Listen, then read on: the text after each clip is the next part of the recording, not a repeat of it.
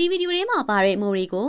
ဂျန်နိုဒါမာလူစီယမ်လို့ခေါ်ပါတယ်။ဒါတွေကိုအမောင်းနေနဲ့သုံးဆွဲပါတယ်။ဘာကြောင့်ဒီမိုရီအကြောင်းကိုပြောပြနေတယ်လဲဆိုတော့သူတို့မှာအကျိုးကျေးဇူးတွေရှိလို့ပါ။အသီးမှာထရီတာဘီနိုင်ပေါ်လီဆက်ကစသည့်ဓာတ်တုဓာတ်တွေပါဝင်နေပါတယ်။အရင်ဆုံးမိုမျိုးစေးတွေကိုအရင်စိုက်ပျိုးရတဲ့အတွက်အချိန်တကူစောင့်ပြီးမှ final ရလက်ကိုရပါတယ်။သူထဲမှာပါဝင်ပစ္စည်းတစ်ခုဖြစ်တဲ့ထရီတာဘီနိုင်တွေဟာအသေးကိုထောက်ပံ့ဖြစ်စေပြီးအောက်ဆီဒိတ်တွေထိခိုက်မှုကိုလည်းတားဆီးပေးပါတယ်။ပေါ်လီဆက်ကိုက်တွေကထဲမှာတော့ကိုခံအားစနစ်တွေကိုထိန်းညှိပေးဖို့ကူညီပေးနိုင်တဲ့ဓာတ်တွေပါဝင်ပါတယ်။နောက်ပြီးစတာရောနဲ့နျူကလ িরাইড ဓာတ်တွေလည်းပါဝင်နေပါသေးတယ်။များသောအားဖြင့်ဒီဟာတွေဟာသုတေသနအများစုမှာတော့စမ်းသပ်လေ့လာရေးအဆင့်ဖြစ်ပြီးလူပေါင်းများစွာအပေါ်လေ့လာဖို့